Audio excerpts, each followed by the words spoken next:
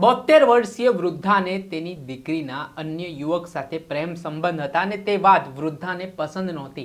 તેના કારણે વૃદ્ધા એક સોપારી આપે છે 1 લાખ રૂપિયાની, જેમાં તેમના દીકરીના જે પ્રેમી છે તેની હત્યા નિપજાવવા માટે કાવતરું ઘડવામાં આવે છે. ત્યારે જે 2 આરોપીઓ છે તે વૃદ્ધાએ આપેલી સોપારીના પૈસા છે તે સ્વીકાર પણ કરે છે અને આરોપીની હત્યા નિપજાવી દે છે. તેના મામલામાં અસલાલી પોલીસ સ્ટેશન ખાતે હત્યા અંગેનો ગુનો નોંધાયો હતો. આમાં અસલાલી પોલીસે તપાસ કરતા મહત્વના ખુલાસા થયા છે ને 3 આરોપીઓની અસલાલી પોલીસે ધરપકડ કરી છે. ત્યારે શું સમગ્ર વિવાદ હતો, કેવી રીતે આખી ઘટના બની છે, વિગતે વાત કરી આ વિડીયોમાં. વૈષ્ણવજન તો તેને કહીએ જે પીડ પરાઈ જાનાને રે.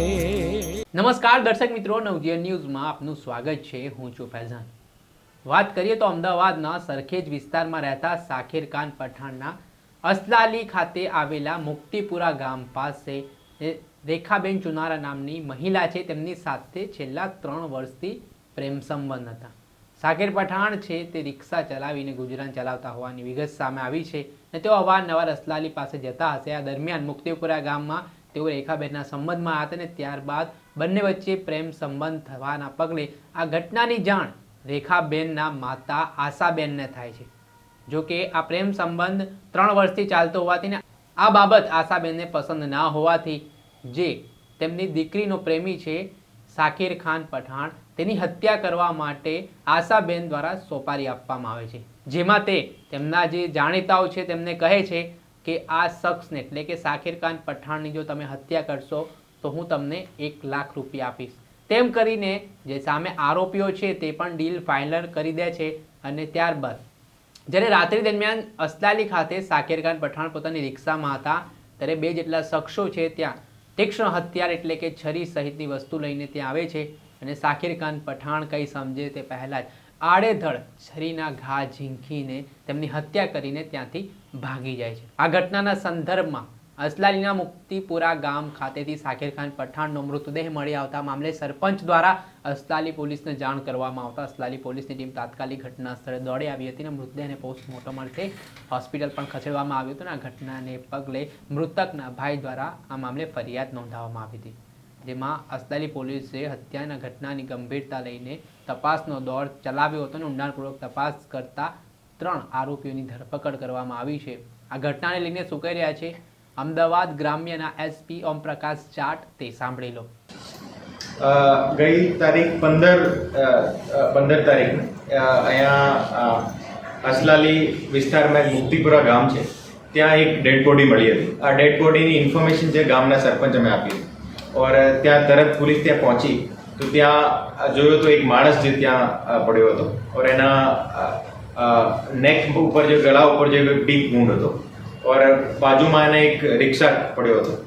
ઓર પછી તમારી પોલીસ ત્યાં પૂછબીન કરી હતી તો ત્યાં એક ચાકુ મળ્યો હતો, જે બ્લેડ ચાકુ મળ્યો હતો. ઓર એ જે માણસની જે ઓળખ જે સાકિર એ જુવાપુરાનો રહેવાસી છે આ રીતે થઈ હતી. આ સાકિર જે છે આ સાકિર એક રિક્ષા ચલાવતો હતો. પછી રિક્ષાને આઈડેન્ટિફાઈ કરીને જે રિક્ષા એક નારોલની એક લેડીને નામ હતો. ઓર પછી લેડીને પૂછપરછ કરતા ખબર પડી કે જો બાકી બધી હવે કાવતરું સામે આવી હતી. અમે એના ટેકનિકલ પુરાવા અને જે બાકી જે હ્યુમન સોર્સિસથી ખબર પડી કે એમાં કોણ જે શકમન છે, શકમનને અમે બધા તમામને ઉપાડ્યા હતા. ઓર ઉપાડીને એને પૂછપરછ કર્યા ખબર પડતી કે આખી કોન્સ્પિરેસી જે હતી એક આશા નામની લેડી જે 72 યર્સ ઓલ્ડ છે એ રચી હતી. એને સાથે જે એનો પુત્ર અને એને ભાઈનો દીકરો ધર્મ કરીને હતો. એ ત્રણો એ કોન્સ્પિરેસી રચી હતી. ત્યારે કોન્સ્પિરેસી કરવાનો જે કારણ જે હતો એનો કારણ એવું હતું કે આ જે સાકિર જે હતો, સાકિરનો એ આશાની દીકરી જોડે પ્રેમ સંબંધ હતો. ઓર સાકિર પહેલાંથી મેરિડ હતો અને એની દીકરી પણ પહેલાંથી મેરિડ હતી. તો આ વસ્તુ એમને ગમતી ન હતી. ઓર આ લગભગ 2 મહિના પહેલી આ ડિસાઇડ કરી લીધો હતો કે જે એમને મારવાનો છે. ઓર એને જે વેપન યુઝ કર્યો હતો, જે ચાકુ એને ભાઈનો દીકરો ધરમ જે છે અંબાજીથી લઈને આવ્યો હતો. ઓર એનો જે પૌત્ર હતો એ પૌત્ર ચાકુ અરેન્જ કરીને એને જે મારવાવાળો જે માણસ છે હતો એ કદ્દુ ઉર્ફે ધર્મેન્દ્ર પાસી, જે મૂળ ઉત્તર પ્રદેશ સુલતાનપુર જિલ્લાનો રહેવાસી છે ઓર અહીંયા છૂટક મજદૂરી કરતો હતો, એના ફેમિલી સાથે સંકળાયેલો હતો. ઓર આ જે ડોસીમાં હતા એ ડોસીમાં એમને આ કામગીરી 1 લાખ રૂપિયામાં આપી હતી ઓર એને 5,000 રૂપિયા એડવાન્સ આપ્યા હતા. એ 5,000 રૂપિયા એડવાન્સ લઈને એને આ ચાકુ લઈને આ જે માણસ છે સાકિર, એમને પહેલાથી એમનો મિત્ર હતો, એને રિક્ષાને પાછળ બેસીને જો કઠવાડા બાજુ જતા હતા.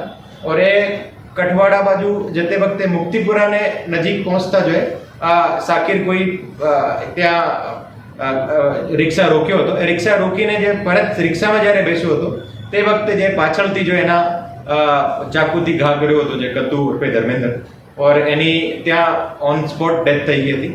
ઓર બનાવ બન્યા પછી એ જે ધર્મેન્દ્ર ઉર્ફે કદ્દુ જે હતો એ ત્યાંથી ભાગીને અમદાવાદ વિસ્તારમાં, સિટીના વિસ્તારમાં ગયો હતો. ઓર ત્યાંથી એ પૈસા કલેક્ટ કરવા માટે ફરીથી ડોસીમાં પાસે આવ્યો હતો. ઓર ત્યાંથી એમને ફરીથી 5,000 રૂપિયા લીધા, એને ત્યાં ખોડિયારનગર બાજુ જતો રહ્યો હતો. અમારી એલસીબી અને અસલાલી પોલીસ સ્ટેશનની તમામ ટીમો જો એની શોધખોળમાં લાગી હતી. ઓર એને પછી કાલના દિવસે જો અમદાવાદ સિટીથી એમને પિક કર્યો હતો. ઓર અત્યારે જો એ 3 અટક કરી લીધા છે અને જે કિશોર છે એની પૂછપરછ અત્યારે ચાલુ છે.